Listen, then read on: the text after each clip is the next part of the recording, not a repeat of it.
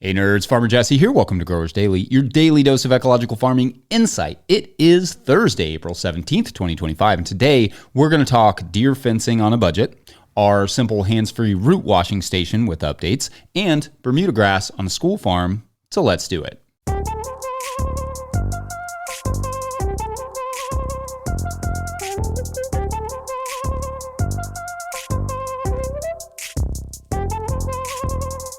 All right. Well, happy Thursday, everyone. I hope your weeks are all going well. Let's see. Well, yesterday I finally did try my hand at grafting cucumbers, and I feel 75% optimistic that it will work. They are currently healing away in our healing chamber / the closet that houses our hot water heater. And after several hours of looking like a complete failure, the plants are standing vaguely up this morning. So that's a good sign. They look a little hungover, but they did lose their heads last night. So that's a little bit to be expected. I did not get to do it exactly like all the other internet information will tell you it's supposed to be done, which is to use this specific clip and leave a leaf cutting the cucumber right at the growth point after those first true leaves appear. I didn't quite do that because I didn't have that special clip. So instead I used the clips I had and cut it a little bit lower than the growth point and kind of just had to finagle a way to hold those clips up. So it could be a total failure, but could be a success. And it would be, if it worked, it would be easy enough to continue doing it this way. I will probably keep trying until I figure out a system because I am dumb and a little bit stubborn. We'll keep you updated on that little experiment. Okay, so we are still trying to catch up on Patreon questions this week so that no one is going into the growing season without their questions answered. So we'll do 3 more today. Our first Patreon question comes from Patreon member Spiky, that's a fun name, who writes, quote, hello from the queer woods of rural Tennessee. This question is about deer fencing, how to do it at scale for minimum cost. About 15 years ago, I built multiple 8-foot deer fences, harvesting the posts myself. The black locust posts are still solid, but the eastern red cedar posts, even the ones with charred bottoms, are getting wiggly. The trouble is I don't have access to much black locust anymore as the forest around us matures, but eastern red cedar is abundant and almost weedy. I've looked into 10-foot T-posts, but the cost / shipping is prohibitive. Scrounging trees like locust and cedar has been a great strategy, but I'm hesitant to use cedar again. Money is always tight, so I'd prefer to prioritize my free labor. Can you offer some ideas for building realistic, effective deer fencing on a tight budget? Thanks, and thanks for everything you're doing, end quote. Okay, so great question and lots of good details in there. Thank you. So I've worked a lot with eastern red cedar, and no doubt it can be fairly rot resistant, but the challenge is finding the cedar that grows slow enough to have the right amount or a good quantity of that red sort of rot resistant heartwood to hold up for a long time. Cedars are rot resistant really only in the middle. The outside rots pretty easily. So it can be kind of tough to find those really nice eastern red cedars. And obviously they need to be cured, and it sounds like you charred the bottom, which is all good stuff to help increase the longevity. But unfortunately, the reality with using pretty much any untreated wood, which to be clear is the only wood you should be using, is that it will almost all rot eventually. I mean, black locust lasts a really long time, but obviously wood is natural, it will decompose. So I should say that if you were wanting to stick with wood, the posts are, like you said, too cost prohibitive. Maybe replacing the occasional post is the affordable option since you already installed the fence. Now, there may be logistical challenges that I can see from my vantage, but oftentimes fixing something is significantly cheaper than just replacing the entire thing. Not always, of course, but often, especially when you don't have the capital, even if it's a bit annoying to have to do it every 5 or 10 years or whatever. Maybe doing that annoying work even inspires you to start budgeting for the eventual more permanent replacement like posts, which I get, they're wildly expensive. But on the T-post front, I've found fairly cheap, shorter T-posts on Craigslist from farmers removing old fencing. They may have you take those posts out yourself, but you can get one of those amazing T-post pullers that cost like $50 or $100 and pull 100 posts in a couple hours. It's like my favorite. It's the most effective tool. It's great. But since those won't be the tall T-posts, perhaps you could buy posts to install onto the shorter posts, like fiberglass posts, rebar, or maybe weld on the other metal post to get you to that 8 feet high number and save you a little money. It won't be as strong, obviously, but would get you to the height that you need. Also, potentially, you could save on shipping by driving up to somewhere like Deerfield in Kentucky, assuming you were over there on the central/western side of Tennessee, and getting those long T-posts you talked about. Anyway, I get it. Wood is abundant here, but the abundance is not always helpful, especially with something like red cedar that is mostly just hot and gooey to burn in wood stove, but not always rot resistant to use in the ground. Plus, it doesn't always split super well or super easily, at least not like other cedars that are good for, cedar shakes or something like that. Although, if you can get it through a lumber mill, it does really, really well for siding. Very pretty looking stuff. Also, if you're looking for more deer fencing ideas, like a staggered fence, check out the other video I did on deer fencing, which I will link in the show notes. That could be a better use of smaller posts if you are able to find them. Also, I was talking to Mike yesterday about potential of using a dog. If you have a border at all, like a permanent border, and you are willing to get a dog, we had a Great Pyrenees named Wendell who managed our deer fencing like he was the deer fence for many, many years. We didn't need any sort of deer fencing. We needed a vague border, and he pretty much stuck to that and protected the garden. And like I've said before, the cost was him just falling to sleep on some lettuce beds sometimes. So small price to pay, but shouts to Wendell. We miss him, but he was also very loud. And our new neighbors probably appreciate that we did not get a new Great Pyrenees after he passed away. Otherwise, we're going to take a quick break, and when we return, we'll talk about our hands-free root washing station and all that implies, which is not the right way to use that phrase, but sometimes it just feels like the right time. It's a vibes thing. Anyway, BRB. Today's episode is brought to you by FarmRaise. Still using QuickBooks for your farm's bookkeeping? You're wasting time and losing money.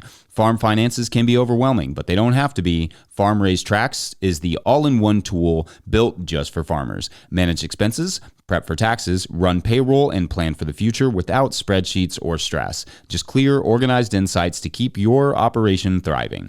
Thousands of farmers trust Tracks to make smart financial decisions all year long. It's time you did too. Use code NOTIL20, that's all caps, no spaces, NOTIL20 for 20% off the life of your membership at farmraise.com. All right, back to the show. If you, the listener, are enjoying this content, getting even a small amount of value from it, consider supporting our work over at patreon.com/no-till-growers. Does this work bring you $2 a month worth of value? Does it bring you $5? Consider signing up and kicking in a few dollars to keep it happening. I will try to get to questions from everywhere that questions come in, but I will always get to your Patreon questions. Now, today's second Patreon question comes from Patreon member Songhaven Farm, who writes, quote, "Hey Jesse, great show. Thank you for bringing us all together in this manner. Can you please discuss how you built your cool carrot washing station shown on February 24th episode? Thank you." End quote. Okay, so first, thank you for the question. I'm happy to talk about that. So obviously, also, this is still that old batch of questions that I missed from February and early March. But anyway, we're catching up on those. So just to talk about what, especially for you podcast listeners, you might have no idea what this person's talking about. We built a simple root washing station several years ago where we use a foot pedal to turn the sprayer nozzle on and off, and the sprayer nozzle itself is fixed to the wall. So basically you step on the pedal, water comes out of the sprayer nozzle, and you can just hold the carrots or whatever it is that you're washing underneath. This was designed by my buddy and engineer friend, David Ladner, who helped us harvest one day and pointed out a few inefficiencies on the farm. And one of the biggest was washing carrots. We would lay all those carrots out, take a hose and sprayer in one hand and a bunch of carrots in the other, then wash the carrot bunches one at a time. Or we would lay them all out on a table, spray them one at a time, band them one at a time, and it would just take forever. For 200 carrot bunches for market, it was just far too slow. Basically, he said one of our hands was just being wasted, and that was, slowing down the whole process. We could be cleaning one or two bunches at the same time really quickly versus picking up the sprayer, spraying off one, cleaning it, picking out any yellow pieces, and then moving on to the next one. That's very slow.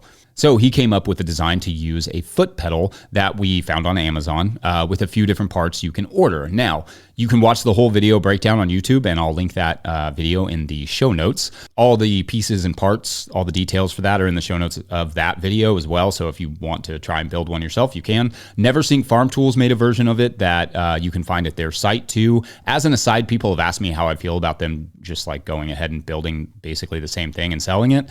And honestly, we made a pretty conscious choice to not sell it as a kit and just give people the open source directions and guides to, the parts and how to build their own. So I don't really necessarily care. We're also not the first people to come up with a washing station that uses a pedal power. Pedals are a pretty common sort of manufacturing/lean manufacturing concept, and other farmers have built them before us. So not really our idea to control. So you can build it for like $100, or you can buy the $450 prefab version from them. It's totally your call. We just didn't want to be a tool company. Let the tool companies deal with the inventory and customer service and all the details that go there. Our job is giving away information and talking about soccer, so it didn't really fit. Anyway, a couple things I'd like to change is that, one, our design is super efficient, but gets you incredibly saturated in the process. So we always wear Grundens. Those are like waterproof bibs while we work.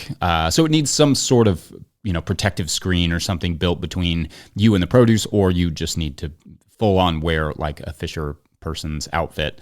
I would like to be able to use the same station for washing bins. So either a sprayer that you can spray from like the bottom, like a commercial dishwasher, think like that, or a split that allows you to use a handheld hose, or sometimes whatever makes sense. Like it can be used to wash bins, but it's not the most convenient for getting all the way around the bin, just the one that we have right now. So what I usually end up doing is just hauling the hose out there and spraying off the bins. Not super efficient. That needs work. And 3, a better design for water collection and usage, because that's just a lot of water and dirt that goes to waste. Ours is a small tank that outlets down a hill, but the downhill side is just inconvenient to do much with.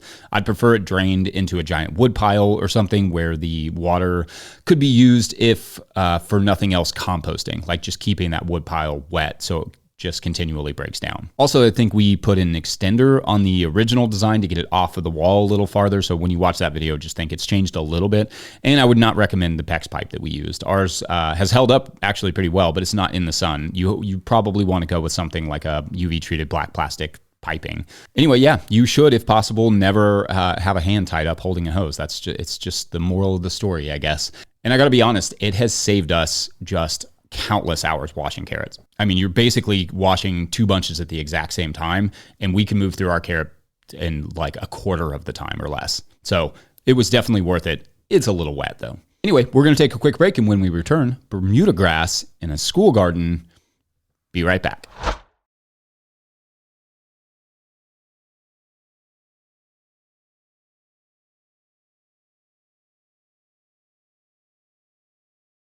Take up too much time. If I could spend less time at my desk and more in the field, that'd be a win. Enter Farmhand. Farmhand automates billing, newsletters, websites, and member support, saving CSA farmers 20 plus hours a week. Focus on farming, not paperwork. See how Farmhand can help. Book a one-on-one demo with founder Ari at farmhand.partners/no-till. That's farmhand.partners/no-till. All right, back to the show. All right, so for our third and final Patreon question of this Thursday, Patreon member Bruce Wiley writes us, quote, "Hello, Jesse. We're putting together a farm-to-school project here in Bishop, California, and the potential farm site is on an unused grass field. There is a bit of Bermuda grass, which scares the bejabbers out of me. During COVID times 2020, I methodically took out my Bermuda grass infected front lawn in the hopes of trading tomatoes for toilet paper, and it took until the discovery of a vaccine to get it done, so a long time. We don't have time to tarp the areas because 900 plus kids are hungry for both fresh veg and proper garden education.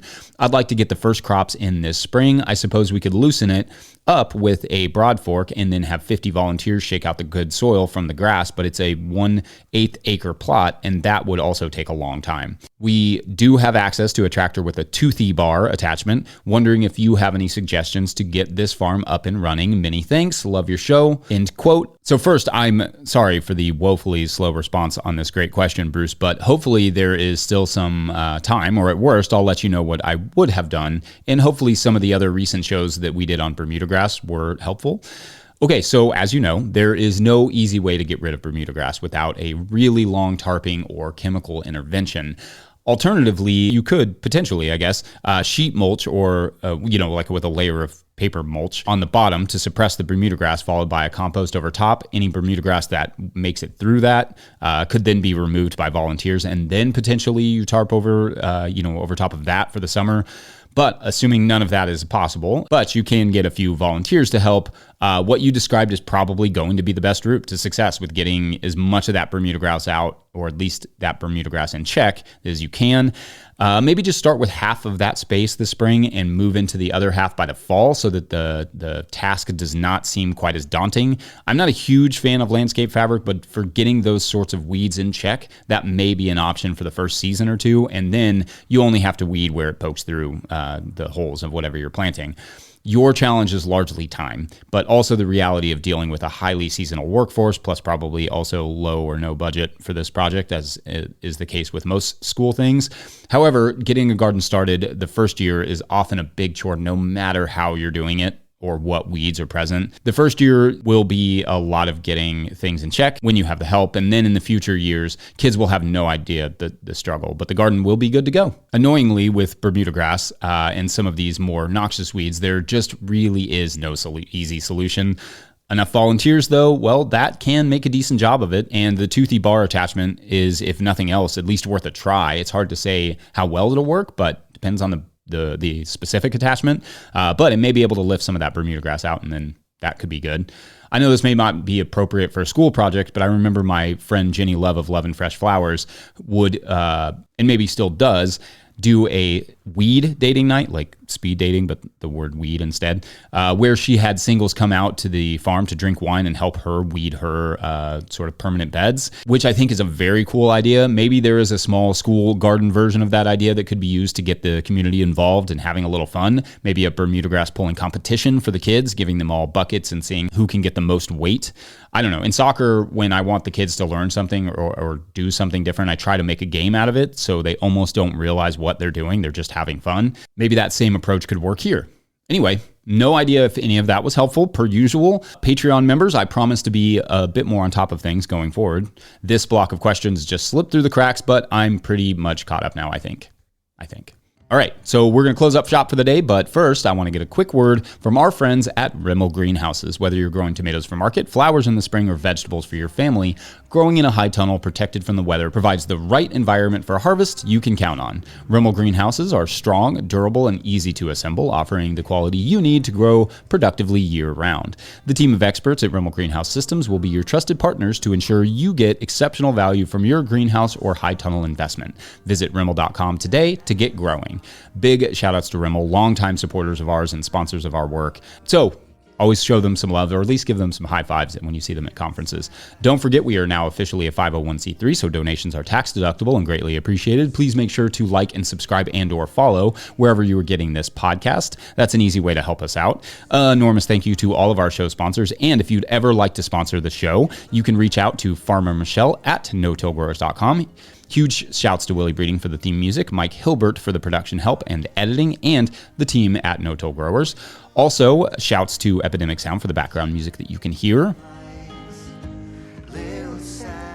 Pick up a copy of the Living Soil Handbook or the Seed Farmer at no-tillgrowers.com to support our work. Big thank you to everyone over at patreon.com/no-tillgrowers, where at a certain level, or if you just bump up from one level to another, or you sign up in the month of April, you get a shout out in the show. So big shout outs today to Patrick Weaver, Alex and Oliver, Stacy Moorman, Bill King, and Chris Yates. Okay, so these are our weeklies, which means we didn't have any newbies today. And that means if we don't get a newbie today before I record tomorrow, then there will be no conclusion to our potato energy story. So the pressure's on, y'all. Anyway, today the gang is trying to get a hold of more of the energy potatoes because, as we learned yesterday, they are pretty interesting to eat. So why not? And so they have to break into the storage facility where like the harvest went, and not only where the potatoes are being kept, but also where this generator that the potatoes are supposedly fed into exists. And naturally, the door is locked. But the weeklies are all big MacGyver fans, so they come up with a clever way to break in without the alarm going off. I don't need to get into all the details, but what they find behind a large glass case running on a treadmill next to the storage unit shakes them to their core. Maybe feed was the right word after all. Anyway, that's tomorrow. Can't come up with a better name. So that's tomorrow on insert a better name here that includes the word potato or spud. Yep. Anyway, tomorrow is Friday for Feedback Friday. Get your feedback in. We'll see you then. Bye.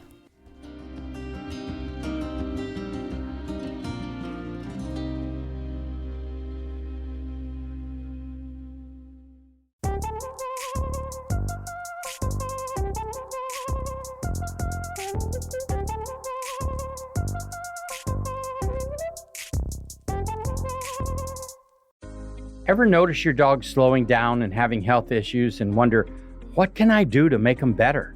Well, my friend, add Rough Greens to your dog's food for 90 days and I guarantee you'll see changes that will amaze you. Greetings, naturopathic Dr. Dennis Black, inventor of Rough Greens here, and I invite you to give your pup the Rough Greens 90-day challenge. In the first 30 days, you'll see shinier coats and increased energy. By day 60, your dog will have a stronger immune system, less shedding, improved joint function, all due to the live nutrients that you've added to their diet. And at 90 days, better digestion, reduced inflammation, improved heart health, and you may even have reduced their cancer risk.